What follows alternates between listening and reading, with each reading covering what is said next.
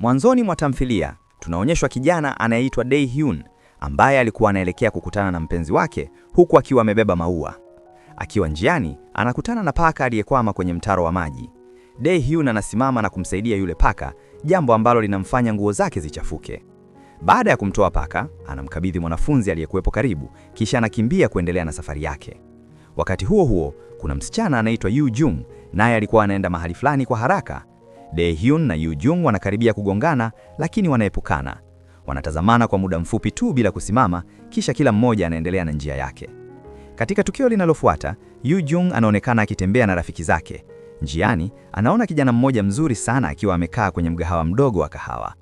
Yoo Jung anamtazama kwa makini kwa sababu amevutiwa sana naye, bila kujua kuwa kijana huyo ni yule yule Dae-hyun. Gari la abiria linapofika, Yoo Jung anaondoka na rafiki zake, huku Dae-hyun akibaki pale akiwa amekaa na mpenzi wake. Baada ya muda mfupi, mpenzi wa Dae-hyun anamwacha kwa kumrudishia dubu wake wa kuchezea, akionyesha kuwa ingawa Dae-hyun ni mtu mzuri, hafai kuwa mpenzi wake. Baada ya kuachwa, Dae-hyun anajisikia vibaya sana na kuanza kunywa pombe kwa huzuni. Upande mwingine, Yoo Jung na rafiki zake wanajiandaa kuvuta sigara, lakini wanagundua kuwa hawana sigara. Wakati huo, Yoo Jung anamuona Dae-hyun akija karibu nao, akiwa anatupa dubu wake wa kuchezea kwenye takataka, kisha anaondoka. Yoo Jung anamfuata na kumwomba mnunulie sigara dukani, lakini Dae-hyun anakataa kwa hasira. Yoo Jung anaendelea kumwomba kwa upole, akimwonyesha kuwa anaonekana kuwa mtu mwema. Dae-hyun anajaribu kujionyesha kuwa yeye si mtu mzuri, lakini Yoo Jung haogopi wala hakatishwi tamaa. Hatimaye, Dae-hyun anaenda dukani, lakini harudi na sigara. Badala yake analeta kitu kingine na kumwambia aache kuvuta sigara kwa sababu si vizuri kiafya. Rafiki zake Yoo Jung wanakasirika kwa kitendo hicho. Dae-hyun anaondoka huku akionyesha kuwa wanapaswa kutumia ujana wao kwenye mambo yenye maana. Kabla hajaondoka kabisa, Yoo Jung anamzuia ghafla na kumbusu. Tukio hilo linamshangaza sana Dae-hyun pamoja na rafiki zake Yoo Jung. Baada ya hapo, Yoo Jung anamshukuru kwa kumjali na kumzuia kuvuta sigara, akisema kuwa ni mtu wa kwanza kufanya hivyo. Kisha anachukua namba yake ya simu na kuondoka huku akimwacha Dae-hyun akiwa amechanganyikiwa kabisa. Baada ya miaka mitatu kukita, Dae-hyun anaonekana akiendesha duka la bidhaa ndogo, lakini biashara yake haifanyi vizuri. Awali baba yake alikuwa akikaa dukani mchana na Dae-hyun usiku, lakini afya ya baba yake inapodhoofika, Dae-hyun analazimika kuendesha duka peke yake. Kwa ushauri wa baba yake, anaweka tangazo la kutafuta mfanyakazi wa muda, lakini hakuna anayejitokeza. Siku moja, Yoo Jung anakuja dukani kuomba kazi hiyo ya muda. Mwanzoni, Dae-hyun hamtambui mara moja, lakini baada ya muda, anakumbuka kuwa yeye ndiye msichana aliyembusu miaka mitatu iliyopita. Yoo Jung anajifanya kana kwamba hamkumbuki kabisa, na Dae-hyun anatambua wazi kuwa anafanya hivyo kwa makusudi. Baada ya Yoo Jung kuomba kazi dukani, Dae-hyun anakataa kabisa kumwajiri kwa sababu anaamini kuwa Yoo Jung si msichana wa maadili mazuri. Anajaribu kutoa visingizio vingi ili asimwajiri, lakini visingizio vyote vinashindikana na havina nguvu ya kumzuia Yoo Jung kubaki pale. Wakati huo, Dae-hyun anaanza kuhisi usingizi mwingi sana. Yoo Jung alikuwa amebeba chai aliyokuja nayo, hivyo anampa Dae-hyun anywe. Mara tu baada ya kunywa ile chai, Dae-hyun analala papo hapo dukani. Baada ya muda, Dae-hyun anaamka kukuta wateja wengi sana dukani, jambo linalomshangaza sana kwa sababu kawaida duka lake halikuwa na wateja wengi. Anapogeuka vizuri, anamwona Yoo Jung akiwa anaendesha duka kwa ufanisi mkubwa, akiwahudumia wateja vizuri kana kwamba ni mfanyakazi wa muda mrefu. Dae-hyun anamkaribia Yoo Jung, na Yoo Jung anaonyesha wazi kuwa anataka kuanza kazi kuanzia siku inayofuata. Dae-hyun anachelewesha maamuzi kwa kusema bado kuna mahojiano mengine ya kazi. Yoo Jung anajiamini kupita kiasi, akijifanya kulia kisha kucheka, akionyesha kuwa ana uhakika mkubwa wa kupata kazi hiyo.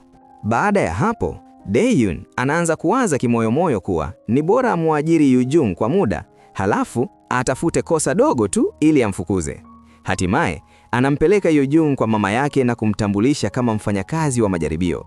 Anaweka masharti kuwa atapata kazi ya kudumu tu kama atafanya kazi vizuri.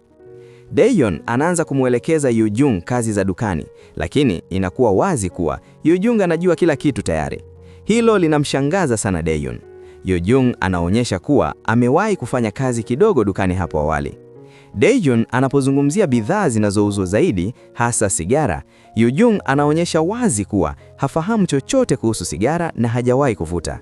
Hali hiyo inamfanya Dae-hyun acheke kimoyomoyo kwa sababu anakumbuka tukio la miaka mitatu iliyopita ambapo Yoo Jung ndiye aliyekuwa akimuomba amnunulie sigara. Dae-hyun anaanza kudhani kuwa Yoo Jung ni msichana anayependa kusema uongo. Katika tukio linalofuata, Dae-hyun anaenda kukutana na mpenzi wake aitwaye Yeonju. Anatarajia kukutana naye kwa muda wa faragha, lakini Yeonju anamjulisha kuwa ana shughuli na timu yake mchana na watakutana usiku hotelini. Daehyun anabaki akiwa hana furaha, lakini anakubali hali hiyo. Siku inayofuata, Yoo-jung anapofika kazini, Daehyun alikuwa tayari anamsubiri. Yoo-jung anagundua harufu ya manukato aliyovaa Daehyun na kudhani kuwa ameyavaa ili kumvutia yeye. Daehyun anaweka wazi kuwa manukato hayo ni kwa sababu alikuwa anaenda kukutana na mpenzi wake. Habari hiyo inamshangaza sana Yoo-jung na inamuumiza moyoni. Ingawa anajaribu kujificha, anaonyesha huzuni na wivu kwa ndani.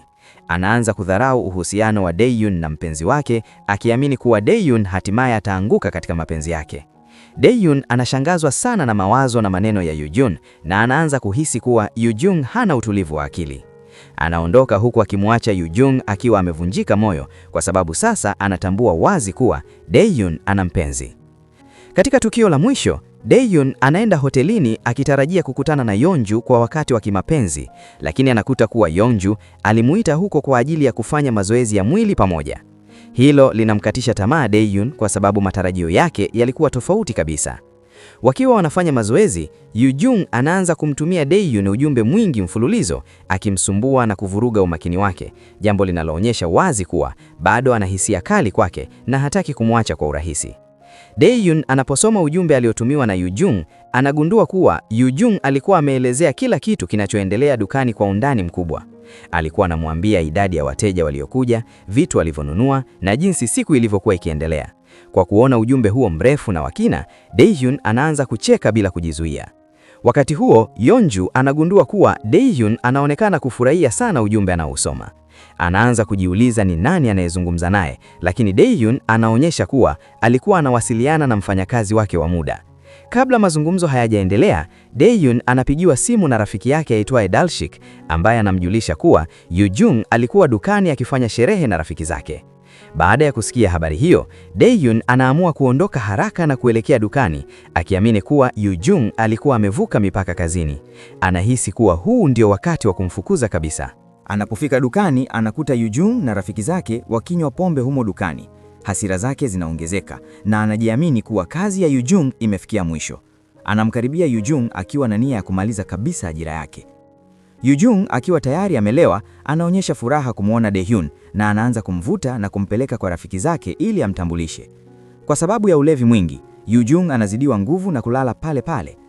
Daehyun anaanza kuwalaumu rafiki zake Yoo-jung kwa kuja dukani na kufanya fujo, lakini rafiki hao wanamzungusha kwa maneno na kumshawishi naye anywe pombe. Hatimaye Daehyun naye anakunywa kupita kiasi. Wakati haya yote yanaendelea, Yeonju anaona tukio hilo akiwa ndani ya teksi. Anaumia sana moyoni na anakasirika kwa kuona Daehyun akiwa na wasichana wengine dukani baada ya kumwacha yeye peke yake. Akiwa na hasira, anaondoka bila kusubiri tena. Baada ya kunywa sana, rafiki zake Yoo-jung wanamweleza Daehyun siri fulani kuhusu sababu iliyomleta Yoo-jung kufanya kazi dukani. Habari hiyo inamshangaza sana Daehyun kiasi kwamba anazidiwa na ulevi na kulala usingizi mzito pale pale. Baada ya muda, Yoo-jung anaamka na kujaribu kumwamsha Daehyun, lakini hawezi kuamka. Ndipo rafiki zake wanamwambia kuwa walimueleza Daehyun ukweli wote kuhusu nia yake ya kuja kufanya kazi pale. Kusikia hivyo, Yoo-jung anakasirika sana. Kwa kujali hali ya Daehyun, Yoo-jung anamchukua na kumpeleka chumbani ndani ya hilo duka na kumlaza kitandani. Anamwangalia kwa muda, akiwa amejawa na hisia nzito moyoni, na anajieleza kimoyomoyo kuwa sababu iliyomleta pale ni ili aweze kumwona kila siku.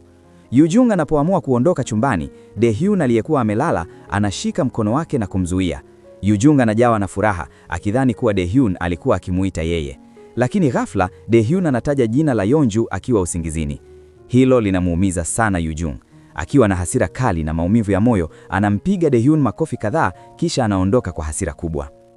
Katika tukio linalofuata, Yoo-jung anaonekana amelala nyumbani kwake. Pembeni yake kuna yule dubu wa kuchezea ambaye Daehyun aliwahi kuutupa kwenye takataka miaka 3 iliyopita. Yoo-jung bado ana hasira na maumivu makali kutokana na yaliyotokea usiku uliopita. Hatimaye Daehyun anaporudi dukani siku inayofuata, anakuta wateja wengi sana wamejaa dukani, jambo linalomshangaza na kuashiria kuwa mambo dukani yalikuwa yamebadilika kwa namna isiyotarajiwa. Daehyun anamuona Yoo-jung akiwa anaendelea kufanya kazi dukani, hali inayomrudisha mawazoni kwenye yaliyotokea usiku uliopita.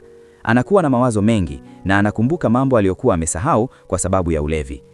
Kisha simulizi linaturudisha nyuma kwenye tukio la zamani, ambapo rafiki zake Yujung walimweleza Daehyun ukweli muhimu kuhusu tukio la miaka 3 iliyopita. Walimwambia kuwa busu alilopata kutoka kwa Yujung wakati huo lilikuwa busu lake la kwanza kabisa maishani. Kusikia hilo, Daehyun alicheka kwa mshangao na akaanza kujiuliza kwa nini Yujung alifanya hivyo. Ndipo rafiki zake wakamweleza kuwa Yujung alimpenda tangu wakati huo. Mpaka kufikia hapa, tunahitimisha sehemu ya kwanza ya series yetu pendwa sana. Tumeona kwamba Yujung na Daehyun kuna jambo kati yao linaanza kujijenga. Lakini itakuwaje wakati Daehyun ana mahusiano na mrembo Yeonju? Sasa ili kupata majibu, naomba tukutane katika sehemu ya pili, maana mambo yamekuwa moto sana. Pia hakikisha una subscribe channel hii ya Mr. D Swahili Movie, una like, kushare na kutoa maoni ili usipitwe na mwendelezo pamoja na video mpya.